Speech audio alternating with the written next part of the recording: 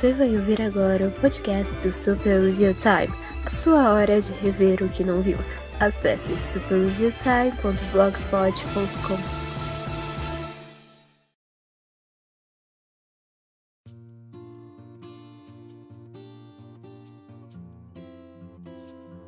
O bem vence o mal, espanta o temporal, azul, amarelo, tudo é muito belo. Eu tô com essa música há 2 semanas na cabeça e eu não consigo tirar, então se eu não consigo tirar, ao menos eu vou fazer vocês sofrerem junto comigo. Mas tirando isso, olá você que está indo pro trabalho, indo pra faculdade, que está voltando do trabalho, que está voltando da faculdade, você que está lavando a louça enquanto escuta isso. Vocês estão fazendo um ótimo trabalho e eu estou de volta com um pouco de dor de cabeça, né? E foi um pouco puxado hoje. Meu computador está fazendo mais birra ainda para ligar eu tô calculando em média de 40 minutos a 1 hora só para ele ligar. Tá ruim assim. Daí vocês tiram, né? Eu tive tendo umas dorzinhas de cabeça no vídeo pra arrumar o canal direitinho pra ele ser verificado e poder começar a ganhar algum retorno, né, pelos vídeos e tal. Porque realmente estamos precisando aqui, como vocês podem ver. Mas graças a Deus, realmente, 1 hora dá certo e a gente consegue fazer ao menos um podcast, né? Eu tava realmente na dúvida agora porque... eu tô resenhando os filmes do Death Note, como eu falei da outra vez, né? E tá faltando só tá faltando só o Edge Change the World, né? Eu vim resenhando essa semana, vai assistindo, escrevendo. Tá faltando só esse, mas eu cheguei em casa tão cansado, levei 40 minutos pra ligar, ainda fui fazer minha janta. Eu não tô com saco pra ver filme, cara, na boa. Então eu decidi fazer um podcast porque algumas coisas apareceram e eu acho interessante que a gente comente. Então vamos lá, os tópicos de hoje. Nós temos 2 tópicos Disney e um tópico não Disney. Oh, o que é isso? Porque saiu o primeiro capítulo traduzido da sequência de Kamen Rider W, né? Que vai sair. Vai estar saindo em. Vai estar saindo, meu Deus, eu me senti um atendente de telemarketing agora. Olá, senhor. A sua sequência de Kamen Rider W vai estar saindo em um formato de mídia física, costumamente chamado de quadrinhos, que os otakus insistem em chamar de mangá, mesmo o mangá sendo o mesmo nome para a história em quadrinhos. Algum dia eu vou falar disso. Agora que me ocorreu, algum dia é interessante falar disso. Mas enfim, é isso. A gente tem 2 notícias Disney, né? Uma que você deve ter sabido já muito bem, muito boa gramática. Você deve ter ouvido já, que é a Netflix da Disney, né, basicamente. E talvez outra coisa não tenha ouvido tanto, que são os estudos sobre robótica da Disney, mas a gente vai falar agora mesmo sobre isso. Vamos deixar a camarada por último. Vamos falar agora dessas notícias, que é logo após a vinheta.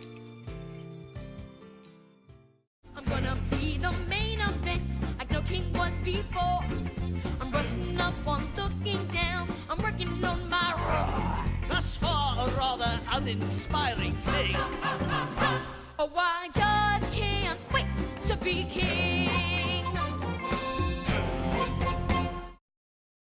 Ok, como vocês devem ter ouvido, a Disney basicamente rompeu com a Netflix, né? O que é meio estranho até, porque algum tempo atrás a Disney ainda tem, né, um contrato, até o presente momento assim, ainda não oficializaram nada, né? A Netflix continua operando com coisas da Disney, da Marvel e de Star Wars, mas, por exemplo, a Disney estava com um contrato com a Netflix de que quando saísse os filmes do cinema, o primeiro lugar que ia ser para Netflix, não ia ser para HBO, não ia ser para Telecine, não ia ser para nada disso, ia ser para Netflix, né? Tanto é que, se eu não me engano, o remake de Mowgli foi o primeiro.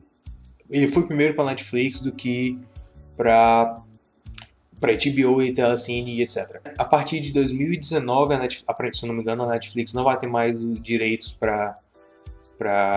É isso mesmo, deixa eu ver aqui. Eu salvei uns links aqui, mas esqueci de abrir, porque eu tô com medo do meu Opera dar crash. Eu tô sem saco agora pra ir olhar, mas o negócio é, em algum ponto a Netflix não vai mais poder ter as coisas da Disney, né? E é um ponto bem próximo até. Aqui na notícia diz que os primeiros coisas que eles querem colocar, os filmes novos, é Toy Story 4, é Frozen 2, etc. E eles também querem fazer uma coisa parecida com ESPN, né? Que se você não sabe, ESPN é da Disney, certo? Se você não sabia disso, se você não sabe, a Disney é dona da ABC e a ABC é dona da ESPN. E também de canais como History, como AEA, eu acho que é AEA, sei lá como é que se fala isso, Home and Health, né? Discovery, é tudo da Disney, é tudo da Disney. Disney manda no mundo, posso lascar. Enfim. Então basicamente a Disney vai fazer uma Netflix própria. Isso é bom? Há controvérsias. Eu tive falando comigo meu sobre isso esses dias. Assim que saiu a notícia, eu comecei a falar com ele. Ele trouxe o Lucas, se você estiver vendo isso, o Lima, se você estiver ouvindo isso, eu tenho a impressão de que não, porque você é um rapaz estudioso demais. A ideia dele é interessante, assim, a forma como ele previu as coisas, porque basicamente a Disney agora está se separando da Netflix, né? Aí eu pensei, não, a Netflix agora vai ter que fazer as coisas dela própria, né? Vai vir pouca coisa original para ela, assim, de outros estúdios, né? Isso não é muito bom, porque aí a Warner também vai querer entrar na onda. Outros estúdios também, exceto a DreamWorks, porque aparentemente a DreamWorks é da Netflix agora, né? Eles têm feito algumas séries exclusivas para Gato de Botas, o Trollhunters, Croods no início. Eu tenho quase certeza que tem outra lá que eu não me importo. Como Treinar o Seu Dragão. Também tem uma série lá. Eu não sei se é exclusiva da Netflix. Mas eles têm uma série exclusiva da Netflix lá. Então outras empresas vão acabar indo no mesmo ramo, mesma onda. E isso não é muito bom. Não é bom, porque, primeiro, a Disney, né, ela já anunciou que vai fazer coisa própria para essa plataforma, né? E assim, como o meu amigo ele falou, o Lima, os caras vão limitar a criatividade, de certa forma. Eles vão fazer coisas para aquela plataforma. E isso, de uma certa forma, vai acabar tendo que dar para eles certas limitações, certas notas, né, guidelines, para eles não saírem muito daquela zona de conforto ali. Eu não sei se eu concordo muito com ele, mas eu consigo ver que é uma probabilidade, né? Pensei muito, é uma probabilidade deles fazerem uma coisa bem engessada, assim. Eu não assisti as séries originais da Netflix, mas, assim, uma coisa é você ter a Netflix, né? Aquele pessoal ali que tá te produzindo, né? Vai sair o nome? Legends of the Dark Crystal. Eu não sei como eles estão fazendo. Eu também não vi as séries da Marvel. Mas, assim, eu sei como funciona quando você faz uma coisa específica. Por exemplo, eu assisto na Netflix. Eu assisto Princesa Sofia e Star Wars Rebels. Até agora. Tem outras coisas na minha lista, mas não tenho saco para ficar assistindo. Então, Princesa Sofia é uma série feita pro Disney Junior, né? E cada episódio tem aquele arco fechadinho de começo, meio e fim. Star Wars Rebels, mais ou menos, ele tem uma coisa mais cronológica, mas ainda assim, cada episódio é um arco próprio. Quando você pensa em uma plataforma de streaming, você faz uma temporada toda. Você faz pensando que o usuário ele vai assistir tudo de uma vez, ele vai maratonar. E cada final de episódio ele vai meio que te deixar curioso pelo próximo, como uma novela, como alguns livros, se eu não me engano, o Código da Vinci ele usa um pouco dessa artimanha. Eu não li o Código da Vinci. Eu assisti Castlevania, agora que eu lembrei. Eu assisti Castlevania, mas eu até pensei em comentar no podcast, mas é tão meh Digo, é boa, é bem feita, mas eles não terminaram. O fato é esse. Eles não terminaram a série. Eu não consigo comentar em algo que eu não sei se vai continuar, entende? É tipo, é meio estranho. É como se o comentário daquilo ali é só como se fosse primeiras impressões, porque aquilo não é algo completo, né? Mas foi vendido como algo completo, então meio deixa aquele gosto meio amargo na boca, né? Ao contrário do que eu vou fazer daqui a pouco, que é comentar as primeiras impressões dos quadrinhos de Camarada W. Eu sei que eles vão continuar e eu já comecei a ler esperando aquilo mesmo, então tá de boas. Mas onde que eu tava? Assim, Netflix, né? E outra, vai gerar um outro problema, né? Porque assim, Netflix, ela junta várias coisas naquele lugar, né? Vários estúdios, várias séries, vários gêneros, que é muito bom, muito interessante, até para ressuscitar séries antigas, né? Tem o desenho antigo dos Caça-Fantasmas, tem umas coisas antigas lá que são muito interessantes, né? Nem todos chegam aqui, é claro. Eu ainda não aceito, eu não acho que seja moralmente aceitável que a Netflix não tenha Darby O'Gill, por exemplo. Não é. Tem o filme da Malévola. O filme da Malévola tem. Mas não tem Darby O'Gill. Fazer o que, né? Vamos baixar. Yo-ho, a Pirate's Life from Me. E é justamente isso. Se mais empresas entrarem nessa onda, a pirataria vai acabar aumentando porque se torna meio que um peso pro usuário, né? Porque assim, Netflix tá tudo lá junto, você não sai muito perto ali. Mas quando você começa a separar demais, começa a ficar.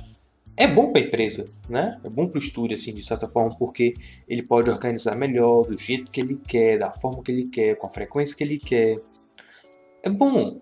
E de certa forma é bom também para o usuário, porque, por exemplo, alguns problemas de negociação. Eu imagino que Darby O'Gill não tem aqui por questão de direito autoral de dublagem, né? Que ainda é um negócio meio estranho. Por exemplo, o Carlos Seilo, do dublador do Seu Madruga, teve que ter episódios redublados por causa de questão contratual, né? Porque ele não estava recebendo o que ele era para receber por causa das reexibições. Eu imagino que tem algum problema assim também, né? O que eu acho que não impede que nenhuma emissora de TV exiba, mas ninguém vai exibir porque é um filme da Disney dos anos 70 ou 60, sei lá. Então meio que ninguém se importa. O que eu acho que é um crime porque é um filme fantástico, assim, mas enfim, eu tô divagando. Mas o ponto é, com uma plataforma dessa, talvez seja mais fácil assim para você chegar pros caras e pedir uma coisa antiga. A Netflix já tem um sistema assim, né? Que você pode chegar lá e pedir, mas com coisa específica, assim, focado numa coisa só, talvez os caras vejam mais interesse nas coisas deles mesmos. Eu não sei. Eu não sei, mas o que complicaria seria para o usuário, porque você teria um aplicativo para Disney, um aplicativo para Warner, um aplicativo para Paramount. Não, ninguém vai querer. Não, pior que tem gente que vai. Eu odeio a Paramount. Eu odeio a Viacom, eu odeio a Nickelodeon. Mas com certeza alguém vai querer ir, mas enfim, é de vago. WhatsApp. Natália. Enfim. Eu me perdi agora. Desculpa, gente, eu tô com dor de cabeça, tô com sono. Mas eu queria fazer isso logo, então é.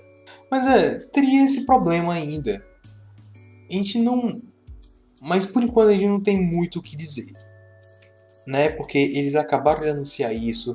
Ainda vai levar um tempo para eles desenvolverem bem a plataforma. A Disney já tem um aplicativo, na verdade, para assistir filmes, né? Mas não é organizado como esse. Eu nem sei se é de graça, se é pago. Que é o Disney Movies Anywhere. E eu acho que só funciona nos Estados Unidos também. Mas outros canais têm. O Studio Universal tem, o Cartoon Network tem. Mas não é no mesmo sistema da Netflix. Sim, e outra, por exemplo, como o Limo falou, nem todos os canais, nem todos os canais, nem todos os estúdios, eles têm é esse tamanho que tem a Disney. Não, não, mas tem. A Warner tem uma divisão de filme, tem uma divisão de série, tem uma divisão de desenho animado. Poderia ser bem segmentado os aplicativos, né? Poderia, por exemplo, o Disney, o Disney Flix, sei lá qual é o nome dessa porcaria. Poderia ter uma área só para a série do Disney Channel. E aí você pegaria as séries antigas do Disney Channel. Pegaria Kim Possible, pegaria A Família do Barulho, pegaria Dick Long, pegaria... Qual era o nome daquela série que tinha o Zac Efron? Minha Vida com Derek, eu acho, Sem Sentido.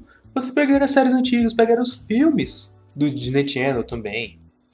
Se essa plataforma fosse nessa direção, poderia ser algo interessante, né? E assim, de uma forma até preservação histórica, porque assim você não encontra séries desse tipo para comprar aqui ou para ver lá na Netflix. Netflix dos Estados Unidos talvez até tenha, mas pra gente não, né? Complicação de direito autoral, eu acho, de dublagem, não sei. Mas a gente não pode dizer nada ainda. O máximo que a gente pode fazer é especular, porque a gente realmente não tem muita ideia do que pode vir. Ano que vem, talvez eles vão apresentar alguma coisa. Ou talvez até, a gente está em 2017, 2018, 2019. D23, a próxima D23 daqui a 2 anos, eu tenho quase certeza que eles vão lançar o serviço. Vão anotando aí, me cobrem.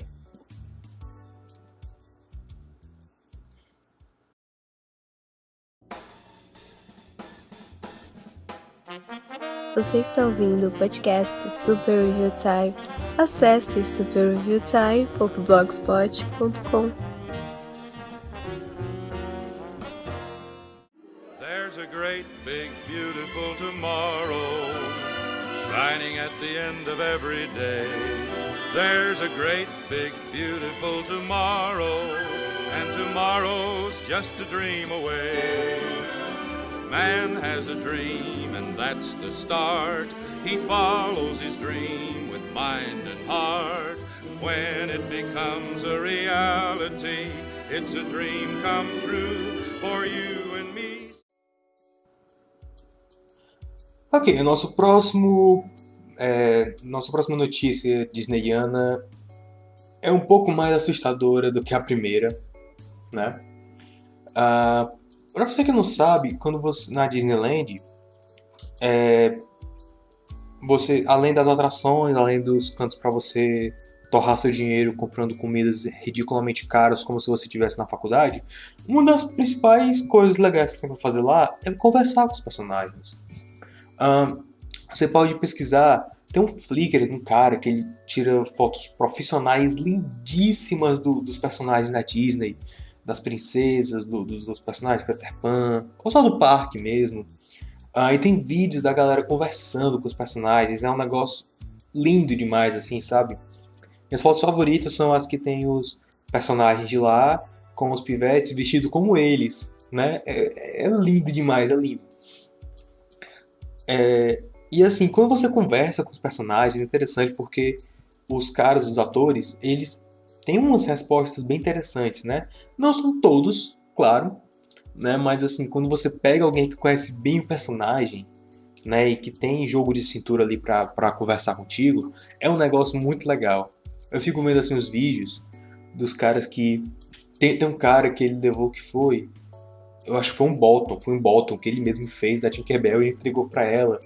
E ela ficou meia hora agradecendo ele. E é muito legal, muito fofinho. Essa ilusão de mágica que os caras da Disney querem ter é muito fantástica, né? Mas infelizmente isso veio com preço, né?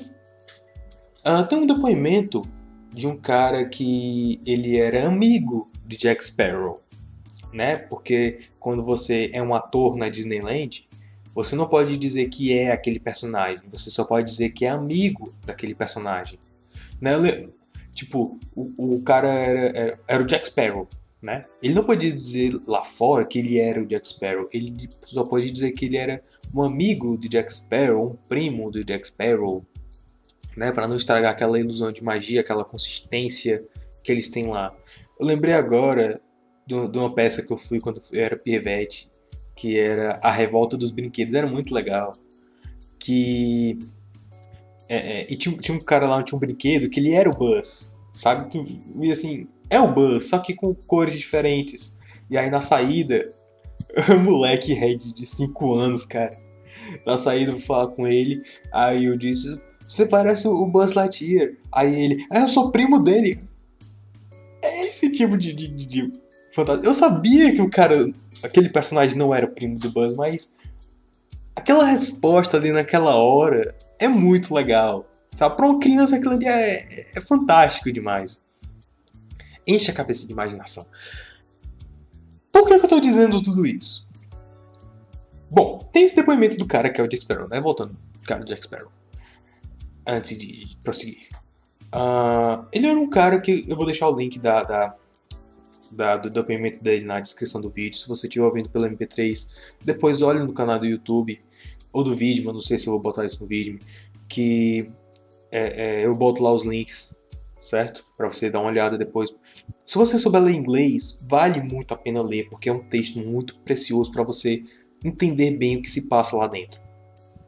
Então, o cara conta como ele se fantasiava de pirata, especificamente o Jack Sparrow, porque ele era realmente parecido com o Jack Sparrow, né? Eu posso estar enganado em alguns detalhes, faz tempo que eu li, mas... Enfim, esse é o básico da história. Alguém disse pra ele, vai ter um teste de seleção para Jack Sparrow na Disneyland, você devia? E ele foi, teve lá o teste, ele passou, tava lá com outros caras, levaram o Keith Richards, eu acho que é o nome do cara, que foi um dos caras que inspirou o Jack Sparrow, né? Ele deu direções lá pra eles. E ele conta lá algumas das histórias que ele passou por lá, né? Assédio de alguns visitantes, etc. Só que tem um problema. Tipo, quando você é um empregado da Disneyland, você tem uma tabela de pontos, né? E aí, cada coisa que você vai fazendo ou deixando de fazer, como por exemplo, chegar atrasado, aí você vai perdendo pontos nessa tabela, né? Ele era um cara meio desleixado, pelo que eu pude entender, né? Ele não ligava muito pro horário na época. Até porque ele não sabia que tinha esse sistema de pontos, né? Então ele sempre chegava, tipo, 5 minutos atrasado, 10 minutos atrasado. E aí, com isso, ele perdeu vários pontos. E aí, ele não chegou mais atrasado, né? Mas teve um dia, assim, ele era proibido de se vestir como Jack Sparrow profissionalmente fora do parque. Se ele fosse chamado para uma festa de criança e ser pago para se vestir e atuar como Jack Sparrow, ele não poderia. Era ilegal pro parque. Mas só por hobby ele poderia. Então, isso permitiu que ele fizesse ainda as festas da Renascença, que tinha lá as feiras da Renascença, aliás. Então, o que aconteceu? Esse cara, um dia, ele foi para uma exibição de Piratas do Caribe, que ia ter na Disneyland, né, que eles fazem isso uma vez ou outra, uma exibição de filmes lá. E ele foi, só que ele foi com uma camisa do Jack Sparrow. E aparentemente isso foi a gota d'água para ele ser demitido, né? Isso mostra o quão estrita, o quão dura é o sistema de trabalho na Disneyland, né? Tem um cara que ele trabalhou na Disneyland que ele diz que quando você entra lá, você dá um snap, você se desliga do mundo lá fora. Mas aí ele snapped out, eu não sei como traduzir isso, mas ele acordou. Ele acordou e aí ele decidiu sair da Disneyland, né? E realmente eu entendo, porque assim, a forma de trabalho lá é diferente. A Disneyland, ela opera quase como que um país, né? Você não sabe, opera quase como um país próprio, país separado, meio bizarro assim, meio surreal. Tem farmácia lá dentro, farmácia só para os funcionários, aliás. Tem uns prédios que é só de fachada, às vezes tem uma farmácia atrás ou dentro desses prédios. É um pouquinho complexo lá dentro. É realmente um país, é realmente um país. Então, o que acontece? Por causa dessas questões trabalhistas, né, que às vezes alguns funcionários até entendem que é é uma violação, né, do tempo deles, é quase um assédio, né, de trabalho.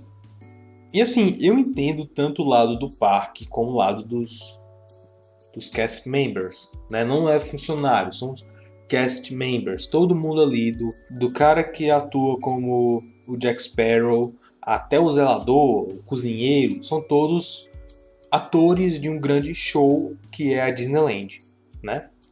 É um conceito bom, é um conceito fantástico assim para um visitante, mas para quem trabalha lá dentro deve ser meio sofrível assim. É 8 ou 80, ou é simplesmente fantástico porque você ama aquele ambiente, aquela animação, falar com as pessoas e pensar como personagem. Deve ser, pra quem gosta, pra quem ama, deve ser um negócio muito legal, mas também deve ser muito, entende? Muito duro pros caras. E quando a Disney assim, a Disneyland, né? A Disney, elas são divisão de tecnologia de pesquisa, né? E quando a Disneylândia, meu Deus, eu tô com muito sono, cara. Quando a Disneyland registrou uma patente de um robô fofinho, como é que eles chamam aqui? Eles são um termo aqui, macio, um robô macio, feito com impressora 3D, feito especificamente para interagir com as crianças, fisicamente interagir com as crianças. Isso soou tão errado, fora de contexto. Enfim, alguns começaram a teorizar que a Disney está querendo cortar o pessoal, cortar os atores e substituir por robôs.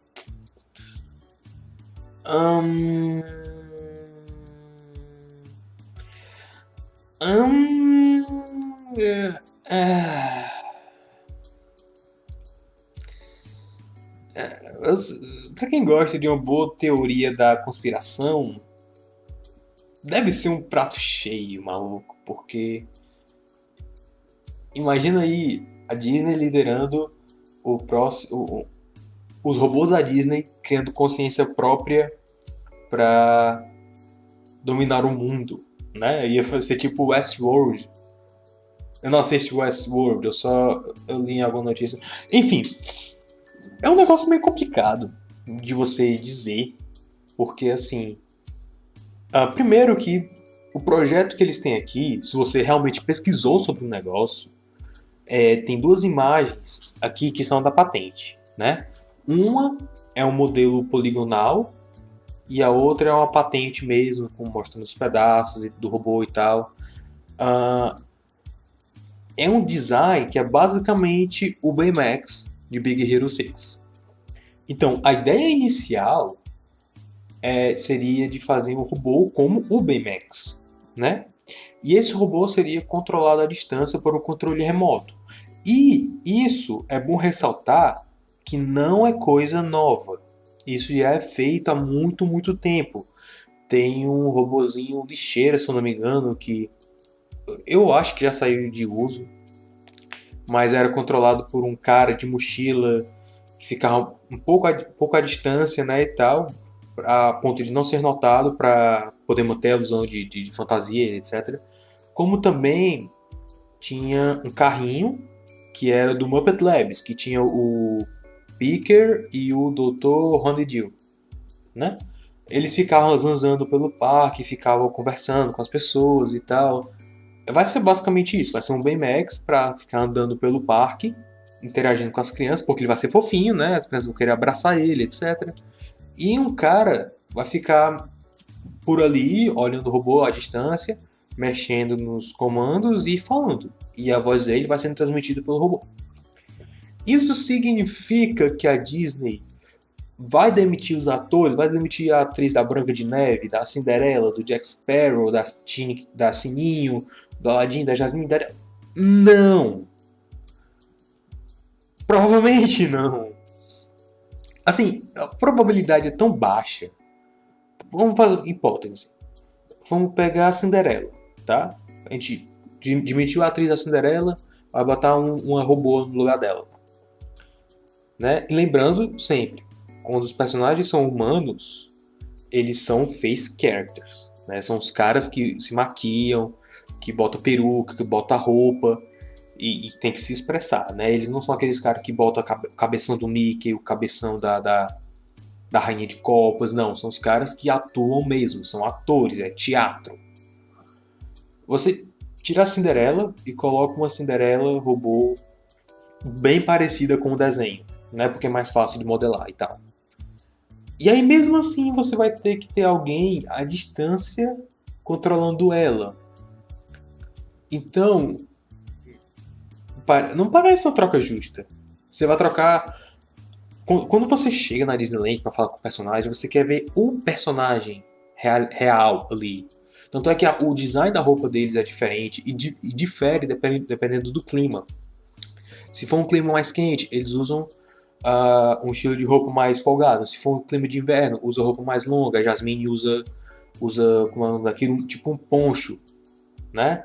A Ariel usa o vestido dela de coisa.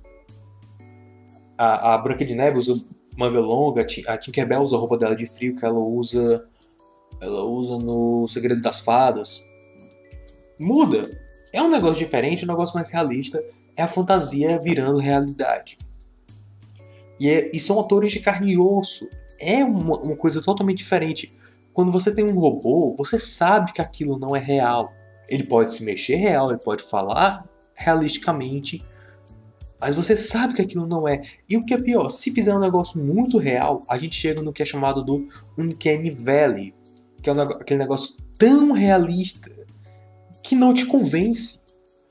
Eu sinto isso quando eu vejo aquelas Smart TV que é em 1080p e que fica intercalando os frames para fazer uma movimentação mais fluida e fazem em 60 fps, né? Meu pai, ele não vê isso. Eu sou o único que eu tô passando assim pelo shopping e eu vejo.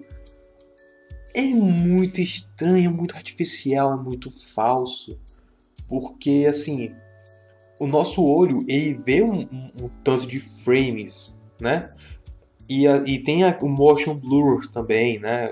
O borrado do movimento. Se você não tem isso, soa forçado, soa artificial, soa falso.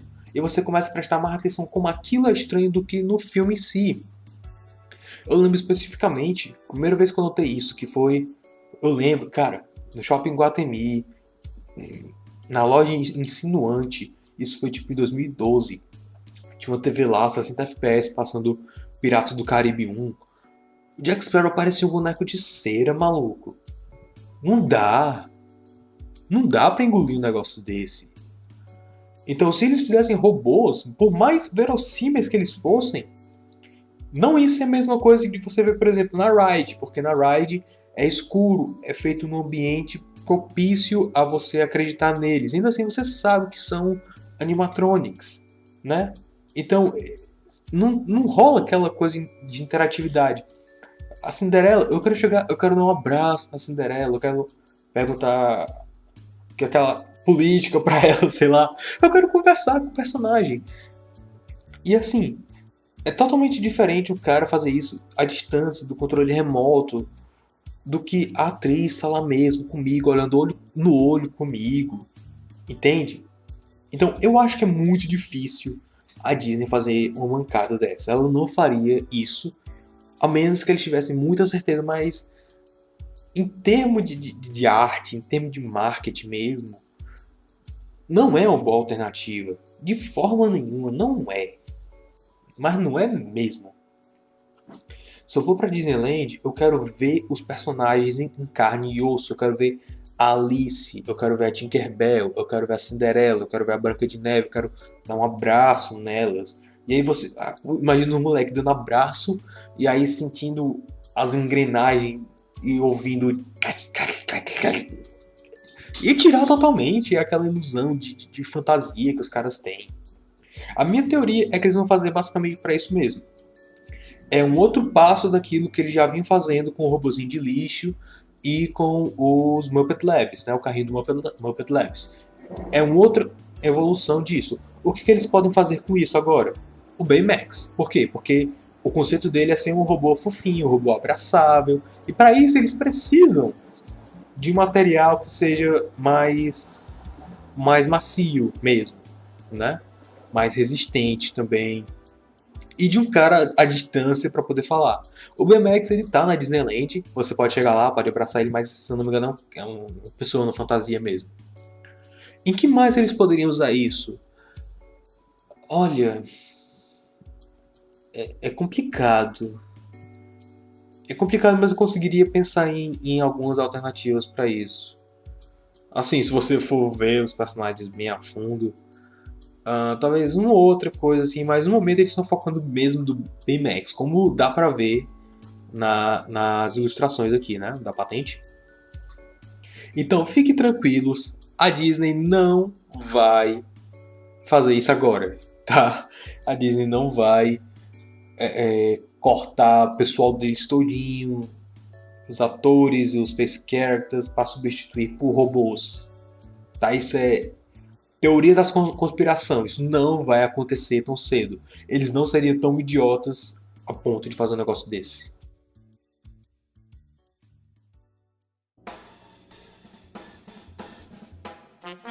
Você está ouvindo o podcast do Super Review Time. Acesse superreviewtime.blogspot.com.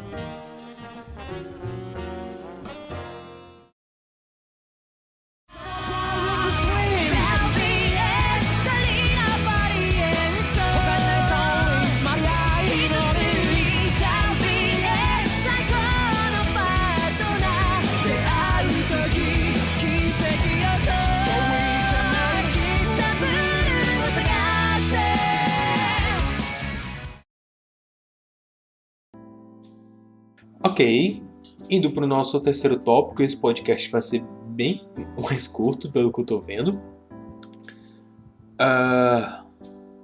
Camarada W, né? Camarada W é uma série de 2009 que eu sou simplesmente apaixonado. Eu comprei 2 fedoras só por influência mesmo dessa série.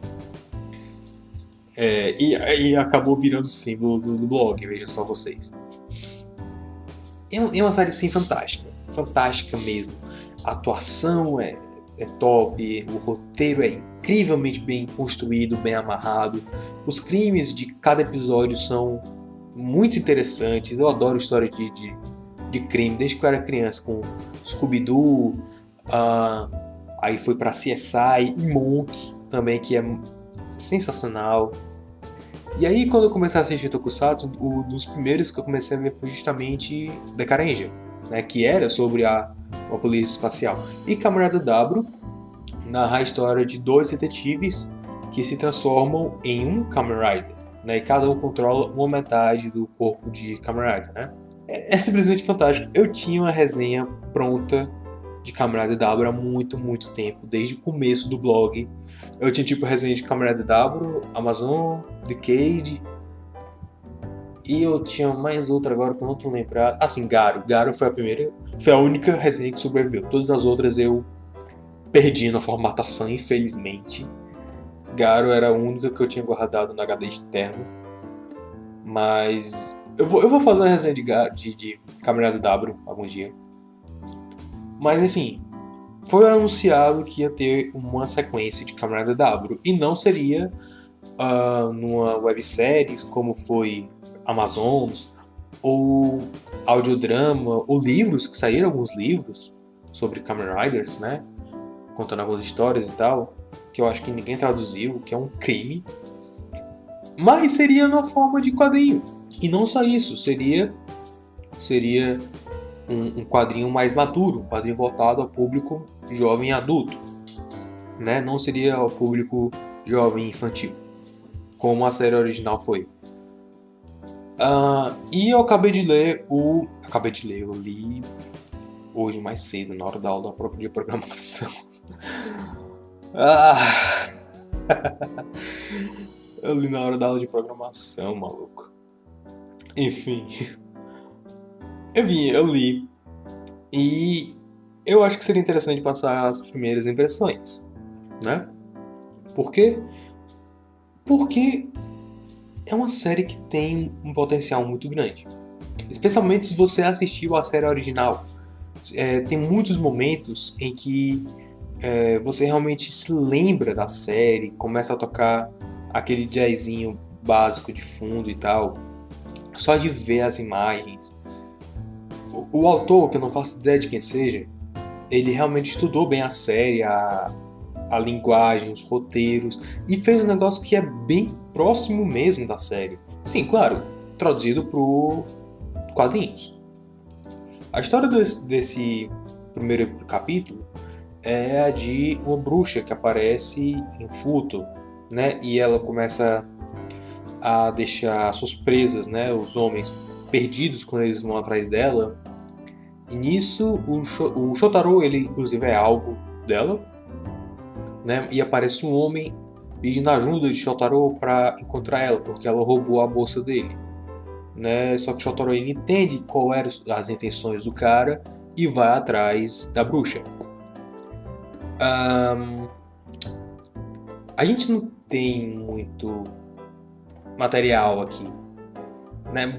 Basicamente uma parte do capítulo é só investigação e ainda assim não é tão interessante quanto deveria ser, né? Até porque assim, o autor, ele, você sente assim que ele tá meio desconfortável ainda, ele tá pegando jeito, daqui a alguns capítulos engrena, né? A própria série também foi desse jeito. A própria série levou alguns alguns episódios para engrenar conceito na audiência, né? Até porque era um conceito meio estranho na época, né? Mas que acabou funcionando perfeitamente bem como a história diz, né? E assim é legal porque ele pegou bem a natureza dos personagens e até deu um certo update neles, ao menos assim, visualmente falando, né? Mas sem ser muito gritante, é um update natural. Por exemplo, eu esqueci qual era. O Spider, que é o celular do Shotaro, né? Ele agora tira selfie. Só que assim, não é... Eles não fazem de uma forma que fique antiquada. Eles fazem de uma forma natural. Eles integram isso à personalidade do Shotaro, de certa forma, né? Que é aquela coisa meio narcisista e hard-boiled, né? Mas mais narcisista do que hard-boiled. Mas ao mesmo tempo eles lembram que ele não é só cheio de si. Ele tenta ajudar os outros, né? Por isso que ele está nesse ramo de detetive. A Akiko, ela continua bruta, ela é a chefe, né? E foi uma transição bem interessante. Ela tá casada, né? Bom. O filme do Axel, que lindo. Desculpa, eu divaguei agora. O filme do Axel é muito bom, que é o filme que mostra eles casados. O Axel e a Akiko. Opa, spoiler. Vá assistir W, vá se lascar. Eu tô devagar demais, eu tô com sono 2 horas da manhã, gente. Me ajude.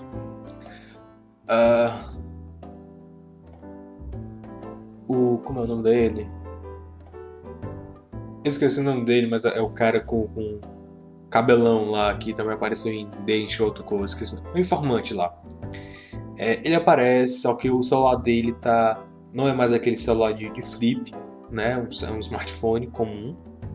Mas ele continua querendo bater a foto das moças bonitas e de coisas estranhas. Então, continua sendo a mesma essência dos personagens. Eles deram esse update bem sutil e talvez até necessário, né? Porque a gente mudou, né? O celular que você usava quando saiu com a Camarada W não é o mesmo que você usa hoje. E nem por isso você deixou de mudar tanto assim da sua personalidade, né? Então, foi uma evolução natural que eles fizeram, ao menos nesse capítulo. E assim também como crime. É um crime estranho, é um crime um tanto quanto complexo e difícil de você entender, mas tem uma progressão boa de pistas e etc. Só que eu consegui sentir 2 problemas nesse primeiro capítulo. O primeiro é o traço. Que assim, não me entendam mal, o traço ele é lindo, né? Quando o traço ele é realmente bem feito, ele é bem feito, ele é detalhado, ele é ao mesmo tempo claro de se entender. Os personagens têm boas expressões, eles são engraçados, eles são sérios. O cenário também é lindo, a agência de detetive é lindamente retratada ali. A cidade de Fulton também é bem fiel, os personagens secundários também. Menos talvez a Tomomi Tano e a Kasai, né, aquelas estudantes que a gente não viu muito delas, mas eu achei o design meio estranho, assim. Eu só soube que era elas porque eu já estava familiarizado com elas. Mas o desenhista claramente tem problema de anatomia, porque tem umas horas que o pescoço dos personagens ele tá grosso demais, especialmente, e a cabeça pequena demais. Ou então é uma cena de perfil e a cabeça tá tipo reduzida e afastada para frente, né? Provavelmente isso é problema já do redesign que fizeram no cabelo do Shotaro, que tá bem maior. Ele tá parecendo o Reginaldo Rossi ou o Shotaro Shinomori, realmente não tem muita diferença. Mas tá tipo estranho de se olhar só. Em alguns momentos assim, uma coisa constante. O traço é lindo, o traço é bem feito, é bem desenhado, tem uma boa estrutura em geral, mas quando ele fica estranho, rapaz, ele fica muito estranho, né? Ainda bem que não é muito, e eu tenho certeza que no futuro isso pode acabar sendo melhorado. Mas eu tenho muita fé nessa série que começou agora. Tem muito espaço ainda para melhorar, até porque como eles não têm mais limites, né, de censura, então eles podem ser mais edgy, eles podem ser mais arriscados, como eles já se arriscaram, né? Tem cena de nudez em público até, e tem uma cena lá que mostra um braço decepado com sangue e tal. Então eu acho que pode ser interessante, pode ser um update interessante, até porque o pessoal que assistiu naquele tempo agora já cresceu, né? Então é uma forma também de fisgar esse pessoal. A gente não tem assim noção do plot principal, né? Até porque é o episódio de introdução. Talvez o plot principal seja introduzido no final do próximo capítulo, o que é outro problema que eu consegui perceber, mas é algo que eu posso me acostumar.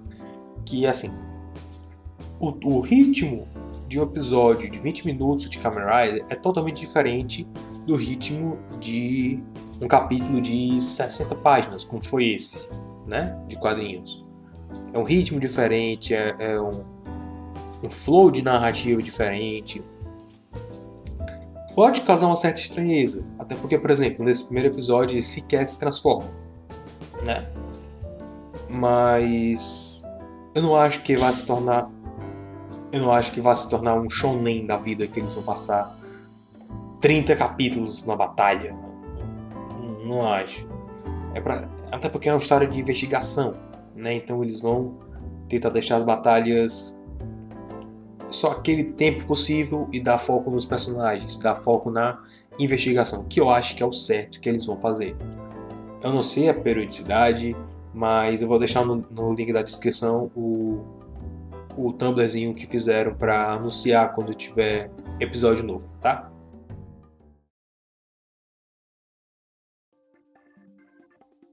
Então, pessoal, esse foi o podcast. Tá bem feito em cima das coxas mesmo, tá bem rápido, mas é porque apareceu essas coisas e eu senti realmente a vontade de falar.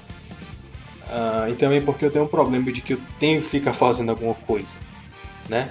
Eu não consigo ficar parado, é um negócio que eu peguei do meu pai. Eu não consigo ficar parado, eu tenho que... Quando o computador ficou quebrado, eu fiquei desenhando, por exemplo, né? Então eu não consigo ficar sem fazer nada por muito tempo, eu tenho que deixar minha mente funcionando, trabalhando em alguma coisa. Então é isso, eu já estou planejando os resenhas de Death Note, eu não sei exatamente em que periodicidade elas vão sair, e também aguardo novidades, porque eu vou começar a fazer mais conteúdo em inglês pro canal do Vidme, né? Inclusive resenha de Death Note em collab, talvez, com uma amiga minha. Ainda é um projeto bem cedo, né? Mas eu tô soltando logo aí pra ir empolgando vocês, ou alguém que vá ouvir isso, porque eu nem sei se vocês vão ouvir isso mesmo. Eu só espero que eu possa ter preenchido algum tempo de solidão com vocês, né? Eu tenho pensado nisso, sabe, que eu tô ouvindo muito podcast quando eu tô lavando a louça, quando eu tô fazendo algum trabalho braçal, uma coisa que exija pouco pensamento meu, né? Mesmo jogando Splatoon. Então, sei lá, se eu tiver preenchido esse tempo de vocês em que vocês precisavam fazer alguma coisa chata e que precisava ouvir alguém falando contigo, eu espero que eu tenha suprido essa sua necessidade, né? Então fiquem alertas para mais novidades no canal do Vidme. Se você tem um canal do Vidme, me segue lá, o Super Review Time. Se você não tiver um canal do Vidme, cria e me segue lá, que vai ajudar a gente também a divulgar o canal, né? Então eu acho que era tudo isso que tinha por hoje. E até a próxima. Se cuidem.